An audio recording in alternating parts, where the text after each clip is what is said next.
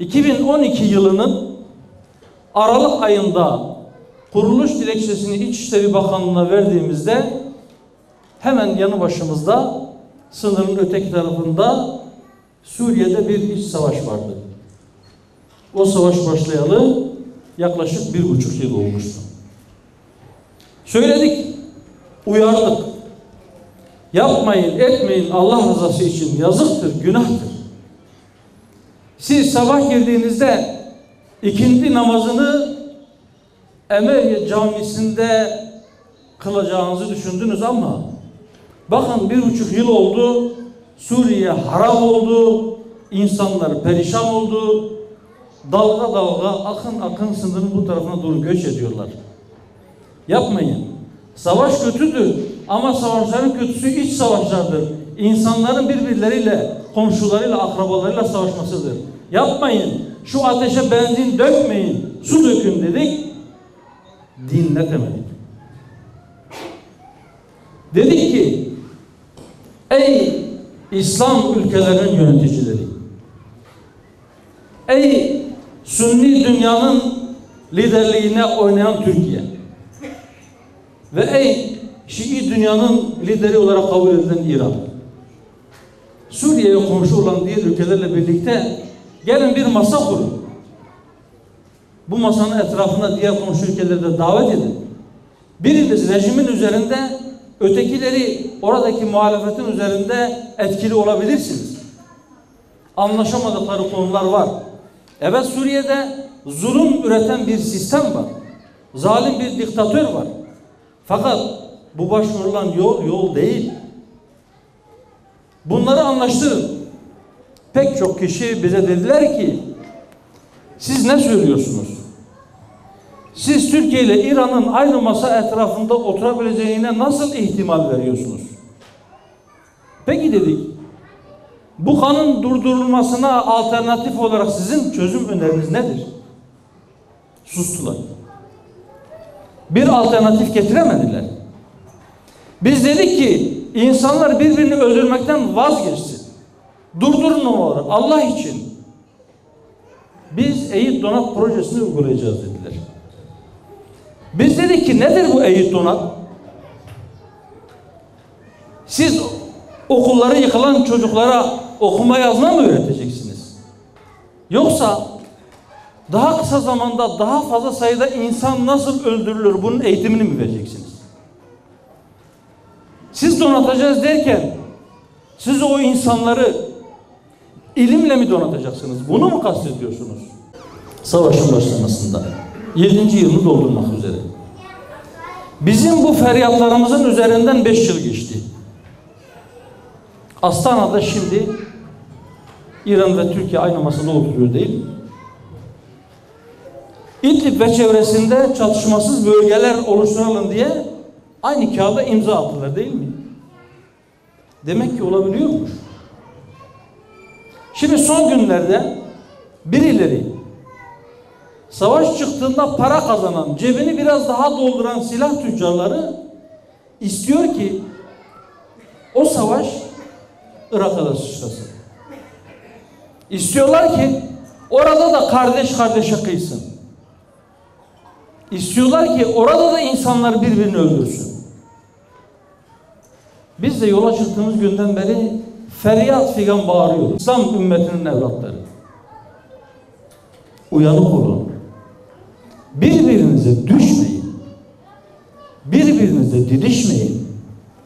Birbirinizin kanını dökmeyin.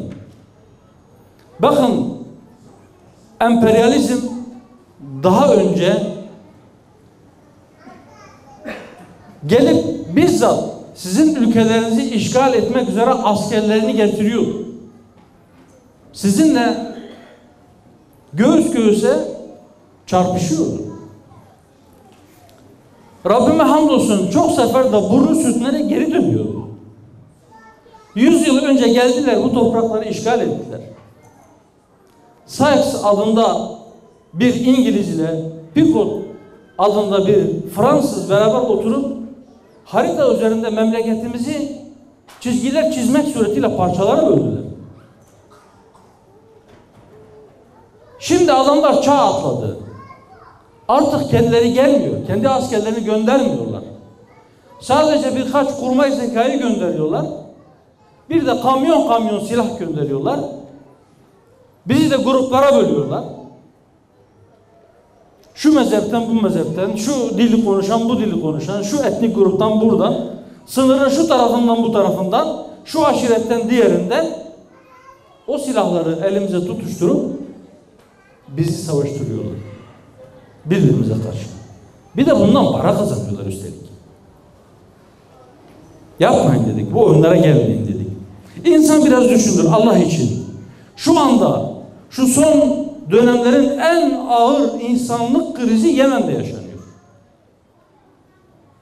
İnsan açlıktan bir deri bir kemik kalmış o bebeklerin resmini görünce insanlığından utanıyor. Niye? Niçin o insanlar açlıktan bir deri bir kemik olmuş? Çünkü Yemen'e gıda maddesinin girmesine izin vermiyorlar. Ama silah girişi hiçbir zaman durmuyor. İnsan biraz düşünür, biraz tefekkür eder. Bu nasıl sınır ki? Ekmek giremiyor, süt giremiyor, mama giremiyor, ilaç giremiyor ama silah girmeye devam ediyor. Feryat ediyoruz. Millet bize diyor ki siz politikanın gerçeklerini bilmiyoruz. Eğer sizin politikanız insanları öldürmek ve onların kanı üzerine yükseliyorsa batsın sizin politikanız. Biz onu öğrenmek de istemiyoruz. Biz o şekilde politika yapmaktan Allah'a sığınıyoruz. Bizim derdimiz insanlık değerlerini yeniden yüceltmek. O yüzden diyoruz bizim babamız Adem'den, Nuh'tan, İbrahim'den miras kalan bir davamız vardır. İnsanlık bu karanlığa mahkum değil. Aklını kullanmayanlar o karanlığa mahkum olacaktır kıyamete kadar. O yüzden diyoruz. Ey feryat eden, ağlayan mazlumlar, kalkın, silkinin, uyanın, uyandırın. Yoksa bu zulüm 100 yıl daha sürecek. Sürsün mü? Hayır. Allah'ın izniyle sürmeyecek. Sürmemesi için ne gerekiyorsa onu yapacağız. Sesimiz çıktığı kadar bağıracağız.